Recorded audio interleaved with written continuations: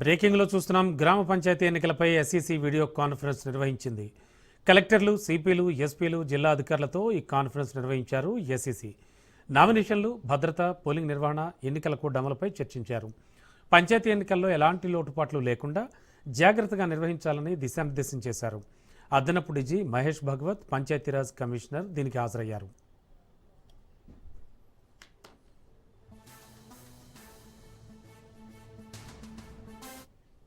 అందరి ఓటర్స్ కూడా గ్రామ పంచాయతీ ఎలక్షన్స్ జరగబోతున్నాయి అని తెలియజేసుకుంటూ ఉన్నాను. ఈ రోజు నుండి ఎంసీసీ కోడ్ కూడా అమల్లోకి వస్తుంది. మరి గ్రామ పంచాయతీ ఎలక్షన్స్ 3 దఫాలుగా చేయాలని నిర్ణయించడం జరిగింది. ఒక ఫేజ్ కు ఇంకొక ఫేజ్ కు 2 రోజుల వ్యవధితో ఈ షెడ్యూల్ అన్నది నిర్ణయించడం జరిగింది. ఫేజ్ 1 గ్రామ పంచాయతీ ఎన్నికలపై ఎస్ఈసీ వీడియో కాన్ఫరెన్స్ నిర్వహించారు. కలెక్టర్లు, సిపిలు, ఎస్పీలు, జిల్లా అధికారులతో ఈ కాన్ఫరెన్స్ నిర్వహించారు ఎస్ఈసీ.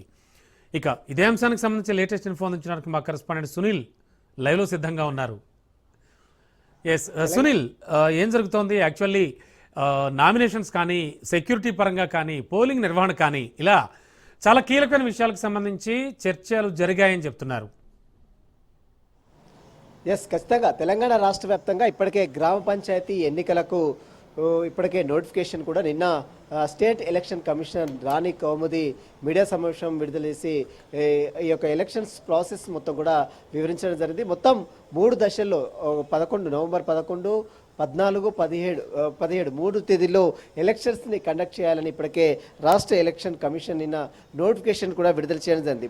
మనం చూడొచ్చు, మొదటి దశ ఒకసారి 27/11/2025 మొదటి దశ ఎన్నికలకు సంబంధించిన నామినేషన్ ప్రక్రియ స్టార్ట్ అవుతుంది. అదే మొదటి దశలో 11వ తేదీన ఎలక్షన్స్ని గ్రామ పంచాయతీ సర్పంచ్ సంబంధించినటువంటి ఎలక్షన్స్ స్టార్ట్ అవుతుంది. ఇక ఓట్ల లెక్కింపు కూడా మొదటి దశలో 11వ తేదీనే జరుగుతుంది. ఇక రెండో దశ సంబంధించిన దాంట్లో 30వ తేదీన నామినేషన్ల ప్రక్రియ కొనసాగుతుంది. నవంబర్ 30 తేదీన, నవంబర్ 14వ తేదీన రెండో దశ పోలింగ్ జరుగుతుంది. నవంబర్ 14వ తేదీ సాయంత్రమే లెక్కింపు కూడా జరుగుతుంది. మరోవైపు మూడో దశ మాత్రము డిసెంబర్ 3వ తేదీన మూడో దశ పోలింగ్ సంబంధించిన నామినేషన్ ప్రక్రియ ప్రారంభమవుతుంది.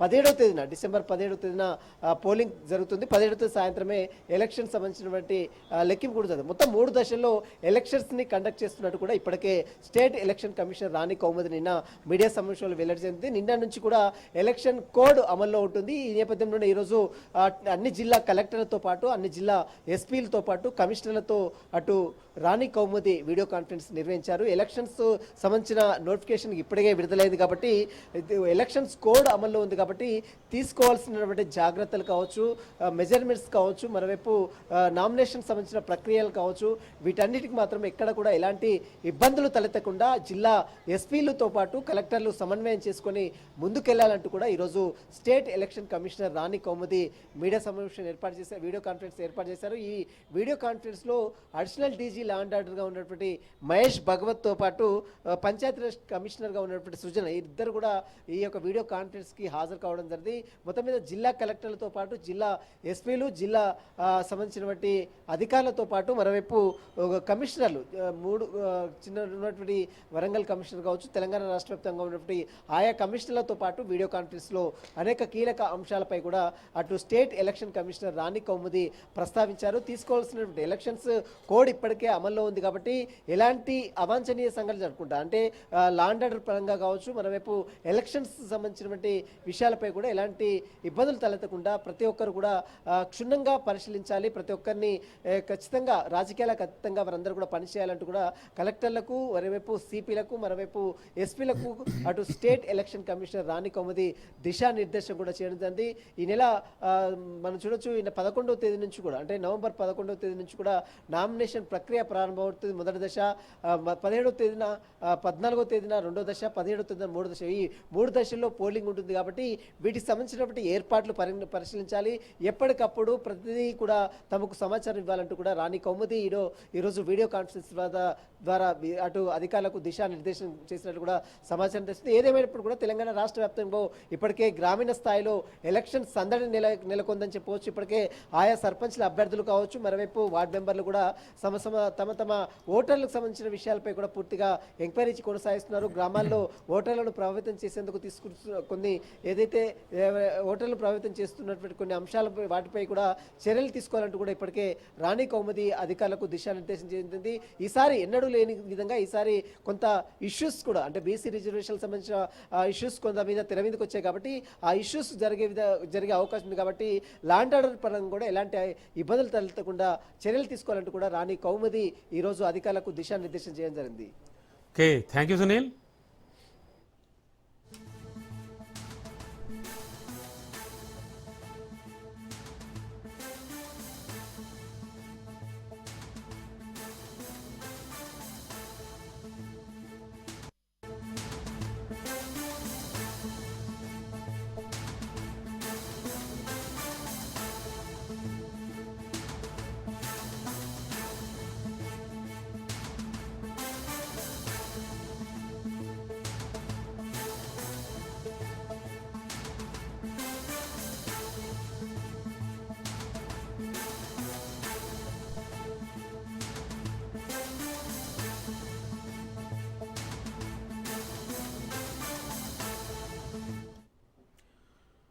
బ్రేకింగ్లో చూస్తున్నాం. ఐబొమ్మ రవిని పోలీసులు కోర్టులో హాజరుపరిచారు. మరో కేసులో రవిపై పీటీ వారెంట్ జారీ చేశారు పోలీసులు.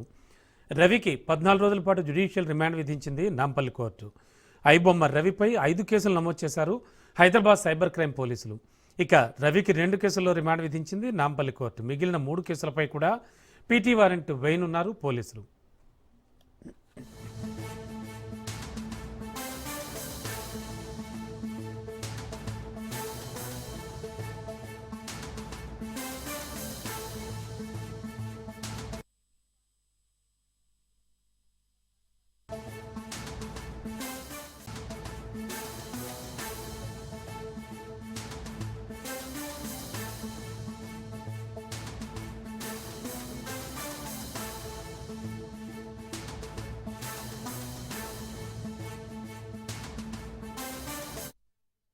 మరో బ్రేకింగ్. ఉమ్మడి వరంగల్ జిల్లాలో మద్యం మత్తులో ఆర్టీసీ డ్రైవర్ కండక్టర్పై పోకిరీలు దాడి చేశారు. నర్సంపేట కాంగ్రెస్ ఎమ్మెల్యే మా పెదనాన్న అంటూ వాళ్ళు దాడికి దిగారు.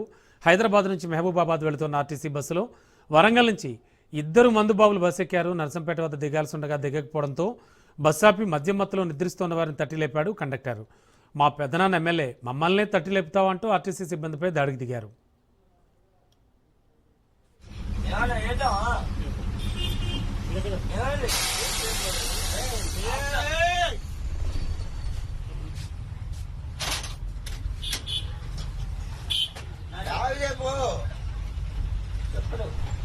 ఆనే ఉంటే పో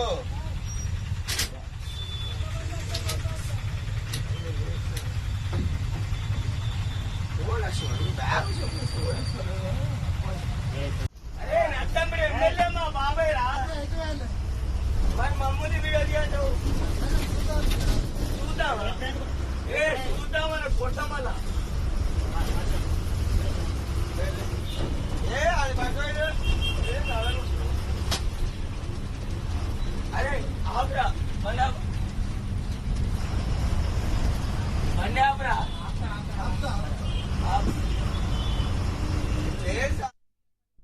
ఉమ్మడి వరంగల్ జిల్లాలో మద్యం మత్తులో ఆర్టీసీ డ్రైవర్ కండక్టర్పై పోకిరీలు దాడి చేశారు. బ్రేకింగ్లో చూస్తున్నాం. నర్సంపేట కాంగ్రెస్ ఎమ్మెల్యే మా పెదనాన్న అంటూ వాళ్ళు దాడికి దిగారు.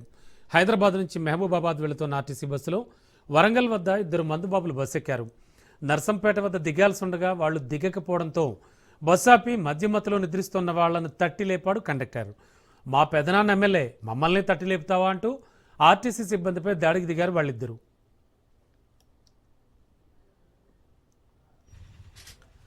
ఇదే అంశానికి సంబంధించి లేటెస్ట్ ఇన్ఫో మా కరెస్పాండెంట్ చంద్రశేఖర్ అందిస్తారు. చంద్రశేఖర్, యాక్చువల్గా జరిగింది ఏమిటి? రమణ, ఏదైతే మనం రోజు చూస్తున్నామో ఆర్టీసీ సిబ్బందిపై కొంత దాడులు అయితే ఈ మధ్య కాలంలో ఎక్కువ అవుతున్న పరిస్థితి. ముఖ్యంగా మనం ఈ రోజు జరిగిన బస్ లో 2 యువకులు కవల పిల్లలు అన్నదమ్ములు మద్యం సేవించి బస్సులోకి ఎక్కడం జరిగింది. నర్సంపేట స్టాప్ కి టికెట్ తీసుకోవడం జరిగింది. నర్సంపేట దాడికి వారి లేకపోతున్నారు. ఆ నిద్రలో కండక్టర్ వారిద్దరిని లేపి నర్సంపేట. ఈ నేపథ్యంలోనే కోపోద్రి డ్రైవర్ ని కండక్టర్ ని నానా అసభ్యకరంగా మాట్లాడుతూ వారిపై బూతులు తింటూ ఉండటంతో కొంత వారు తీసుకెళ్లాలనుకున్నప్పటికీ ఆపట్లేదు. మీరు ఆపాలి. దొంతి మాధవరెడ్డి నర్సంపేట ఎమ్మెల్యే మా పెద్ద ఎంపీ చూస్తా అని వారిపైన దుర్భాషలు ఆడటంతో ఇట్స్ ఓకే. వెంటనే వారు ఓకే, థ్యాంక్ యూ.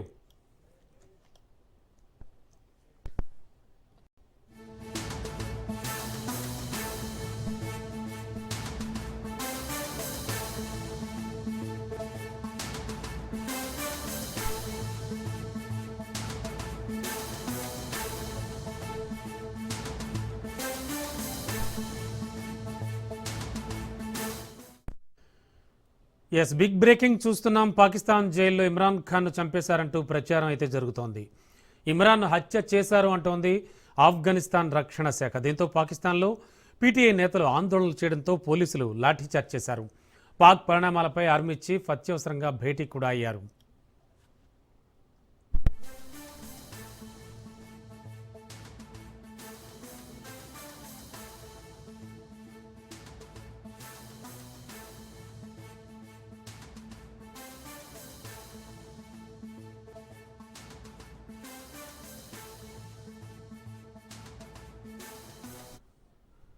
పాకిస్తాన్ జైల్లో ఇమ్రాన్ ఖాన్ను చంపేశారంటూ ప్రచారం జరుగుతోంది. బ్రేకింగ్లు చూస్తున్నాం.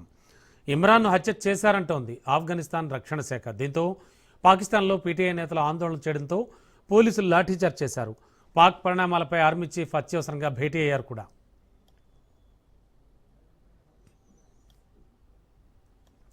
ఎస్, ఇదే అంశానికి సంబంధించి మా క్రైమ్ బ్యూరో చీఫ్ మధు మరిన్ని అదనపు వివరాలు అందిస్తారు. మధు, యాక్చువల్గా మాజీ అధ్యక్షుడు, ఏం జరుగుతోంది? ఇమ్రాన్ ఖాన్ని ఆల్రెడీ జైల్లో చంపేశారంటూ ఆఫ్ఘాన్ ప్రచారం చేస్తోంది. అయితే ఇక్కడ మనం ఒక్క విషయం గమనించాల్సింది ఏంటంటే, పాక్కి ఆఫ్ఘనిస్తాన్కి గత కొన్నాళ్లుగా పడటం లేదు. సో ఇలాంటి వార్తల్లో ఎంతవరకు నిజం ఉందనుకోవచ్చు? అండ్ పాకిస్తాన్లో ఏం జరుగుతోంది ప్రజెంట్? ఒక రకమైనటువంటి గందరగోళ వాతావరణం క్రియేట్ చేయడంలో అక్కడ ఉన్నటువంటి పార్టీలే ప్రధాన కారణంగా మారిపోతున్నాయని చెప్పడానికి ఇదొక ఎగ్జాంపుల్ గా అయితే మనం చెప్పవచ్చు. పాకిస్తాన్ కి సంబంధించినటువంటి ఇమ్రాన్ ఖాన్, ఎందుకంటే అతను పూర్తిగా కూడా క్రికెటర్ అవ్వచ్చు, ఆ తర్వాత పార్టీకి సంబంధించినటువంటి అక్కడ అధ్యక్షుడిగా అయ్యారు, ఆ తర్వాత మొత్తం ఎన్నెన్నో అక్కడ ఉన్నటువంటి పరిస్థితులన్నింటినీ కూడా చూశారు. అయితే ఆ తర్వాత ప్రస్తుతం ఆయన గురించి ఇమ్రాన్ ఖాన్ కి సంబంధించి ఒక లేటెస్ట్ న్యూస్ ఏంటంటే, ఆయనను జైలులో చంపేశారు అనేటటువంటి ప్రచారం. మరి అందులో నిజం ఉందో అబద్ధం ఉందో తెలియదు కానీ ఇమ్రాన్ హత్య చేశారంటూ కూడా ఆఫ్ఘనిస్తాన్ కి సంబంధించినటువంటి రక్షణ శాఖ అయితే ఈ ప్రకటన చేసింది. దాంతో పాటు పాకిస్తాన్ లో పీటీఐ నేతలు అయితే ఎవరైతున్నారో వాళ్ళు ఇందులో నిజం ఉందా లేదా అని తెలుసుకోవడానికి ఆందోళన అయితే చేపట్టింది. దీంతో లాఠీ చార్జ్ కూడా జరిగింది.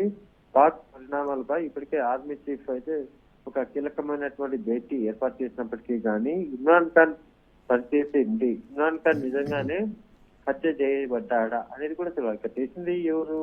ఆఫ్ఘనిస్తాన్ కి సంబంధించినటువంటి రక్షణ శాఖ. సో వాళ్ళు ఎంతైనా సరే వాళ్ళకు ఉన్నటువంటి క్రెడిబుల్ ఇన్ఫర్మేషన్ కూడా మోర్ ఇంపార్టెంట్. సో ఈ నేపథ్యంలోనే ఇమ్రాన్ ఖాన్ సేఫా నాట్ సేఫా, నిజంగానే ఇందులో నిజం ఉందా అనేది కూడా ఇప్పుడు బయటికి రావాల్సినటువంటి విషయం. ఒక గందరగోళం, అంటే పాకిస్తాన్ అంటేనే ఏదో పర్ఫెక్ట్ కంట్రీ అనుకుంటే తప్పిదమే. పాకిస్తాన్ అంటేనే అనేక పక్కనోడి విషయంలో వ్యూహంగా వ్యవహరించి అక్కడ వాళ్ళ చేతుల్లోనే మళ్ళీ ఎదురు దెబ్బలు తిన్నాము, తమంతట తామే ఒకరి మీద ఒకరు గొడవలు చేసుకోవడము, ఇదే పాకిస్తాన్ లో ఉన్నటువంటి ప్రధాన పార్టీల లక్ష్యం కావచ్చు, అక్కడ ఉన్నటువంటి రక్షణ శాఖకు సంబంధించిన వాళ్ళు కూడా కాదు. సో ఈ ఒక గందరగోళమైనటువంటి వాతావరణం అయితే ఇప్పుడు ప్రస్తుతం పాకిస్తాన్ లో నెలకొని ఉంది. ఇప్పటికే పీటీఐ నేతలు ఆందోళన చేయబట్టారు. వాళ్ళు కూడా ఇమ్రాన్ ఖాన్ చూపించాలంటూ కూడా పదే డిమాండ్ చేస్తున్న నేపథ్యంలో వాళ్ళు గోయింగ్ ఆన్ ఏం జరగబోతుంది, ఇమ్రాన్ ఖాన్ పరిస్థితి పైన పాకిస్తాన్ కి సంబంధించినటువంటి ప్రభుత్వం ఏమైనా ఒకటి ప్రకటన చేస్తే తప్ప ఇమ్రాన్ ఖాన్ ఎలా ఉన్నాడు అనే దాంట్లో క్లారిటీ వచ్చే అవకాశం ఉంది. Ramana, okay, thank you Madhu. Right now Telangana Jagruthi అధ్యక్షురాలు కవిత మాట్లాడుతున్నారు. లైవ్లో చూద్దాం. నేనే చెప్తాను. Thank you.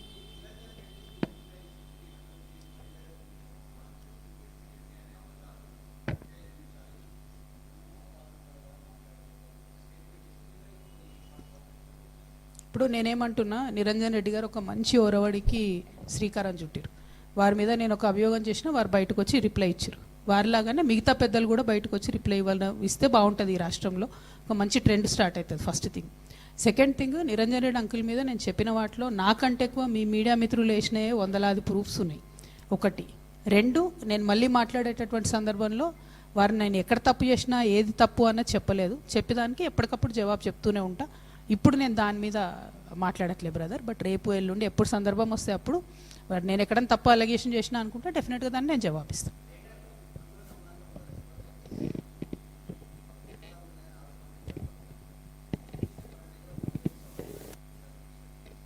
నాకు ఇచ్చుడు ఎందుకు, ఊరు ప్రజలకు ఇస్తే అయిపోతుంది. నాకేం అవసరం లేదు.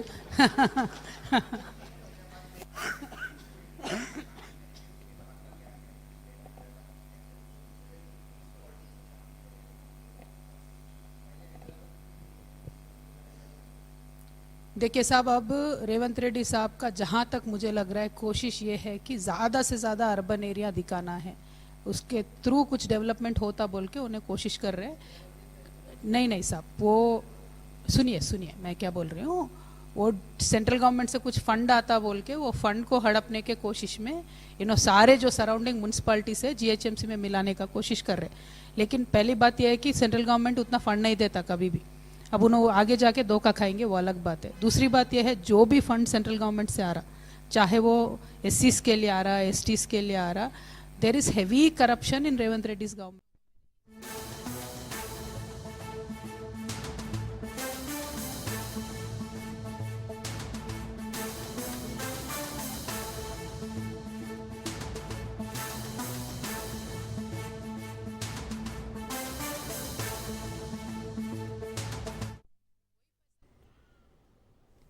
మరో బ్రేకింగ్ చూస్తున్నాం. పార్వతీపురం మన్యం జిల్లా వరహాలగడ్డ ఆక్రమణలపై వామపక్షాలు, ప్రజా సంఘాలు ఆందోళన చేస్తున్నాయి. ఈ ఆక్రమణలపై ఫిర్యాదులు చేసినప్పటికీ అధికారుల నుంచి సరైన స్పందన లేదని, కేవలం సర్వేలు మాత్రమే చేస్తున్నారంటూ పలువురు నిరసన వ్యక్తం చేస్తున్నారు. దీంతో ఆక్రమణదారుల కంచెలను వామపక్ష, ప్రజా సంఘాల నేతలు ధ్వంసం చేశారు. అధికార పార్టీ నేతల అండదండలతోనే యథేచ్ఛగా జలాశం గట్టుపై అక్రమ రిజిస్ట్రేషన్ల దందా సాగుతోందని, తక్షణమే సమగ్ర దర్యాప్తు నిర్వహించి అక్రమ రిజిస్ట్రేషన్లు రద్దు చేయాలంటూ వామపక్షాలు డిమాండ్ చేస్తున్నాయి.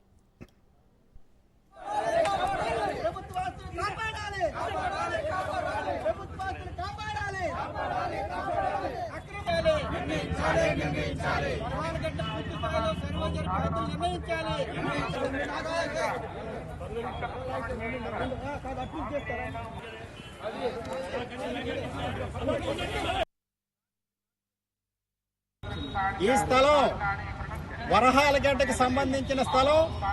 ఈ స్థలాన్ని కొత్తకోట ప్రసాద్ అనే వ్యక్తి అక్రమంగా లక్కీ షాపింగ్ మాల్ వారికి అక్రమ రిజిస్ట్రేషన్ చేశాడు.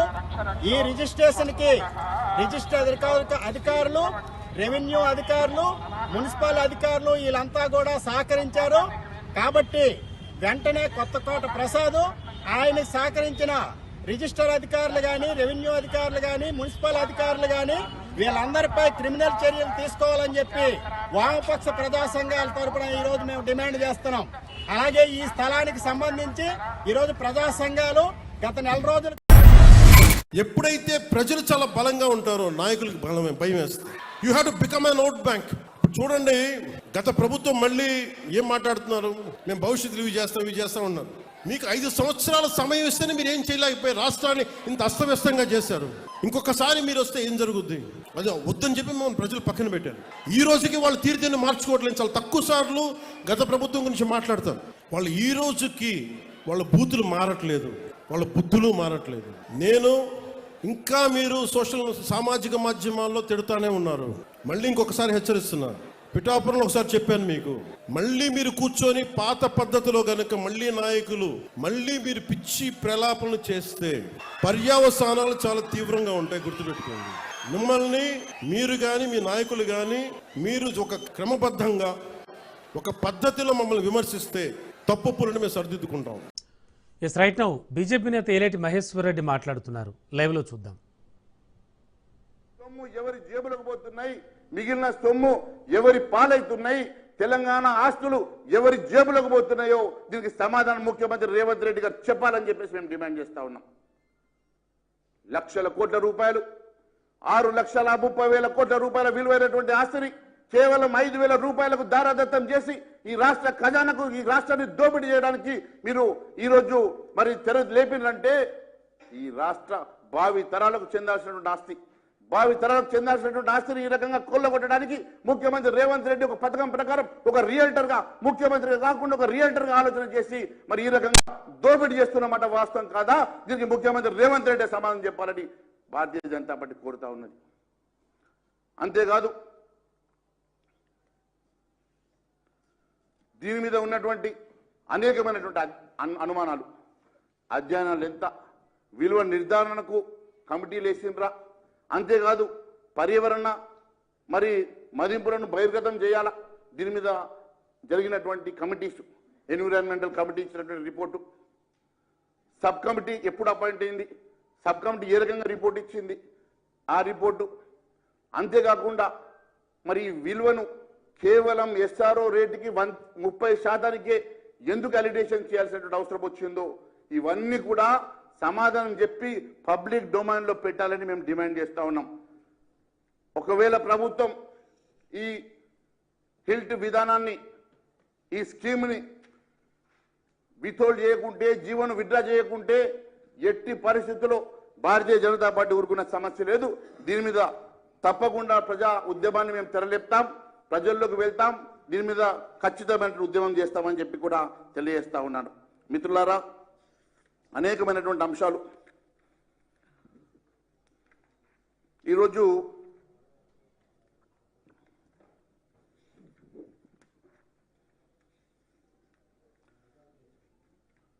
ఒక చిన్న నిర్ణయం తీసుకోవాలంటే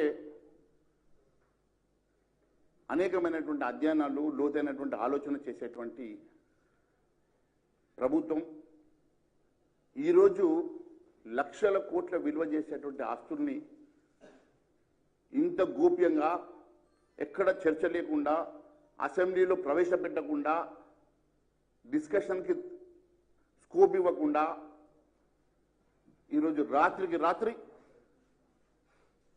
22వ తారీఖు జీవో బయటకు వచ్చే వరకు దీని సమాచారం ఎక్కడ లేదంటే ఎంత పకడ్బందీగా రేవంత్ రెడ్డి దోపిడీ చేయడానికి సిద్ధపడ్డాడో, తెలంగాణ రాష్ట్రానికి గార్డియన్గా ఉండాల్సిన వ్యక్తి ఈరోజు పూర్తిగా ఒక రియల్టర్గా మారి ధ్వంసం చేస్తున్నటువంటి మాట వాస్తవం కాదని అడుగుతా ఉన్నాను. రేవంత్ రెడ్డి, ఈరోజు నువ్వు ఈ రాష్ట్ర గార్డియన్గా ఉండాల్సినటువంటి వ్యక్తివి ఇలా రియల్టర్గా మారి దేశ సంపదను, రాష్ట్ర సంపదను కొల్లగొడుతున్నటువంటి నిన్ను ప్రజలు క్షమించరు, తెలంగాణ ప్రజలు క్షమించరు. భారతీయ జనతా పార్టీ ఎట్టి పరిస్థితుల్లో ఊరుకున్న సమస్య లేదు. ఖచ్చితంగా దీని మీద పోరాటం చేస్తామని మరొకసారి తెలియజేసుకుంటూ ధన్యవాదాలు తెలియజేస్తా ఉన్నాను.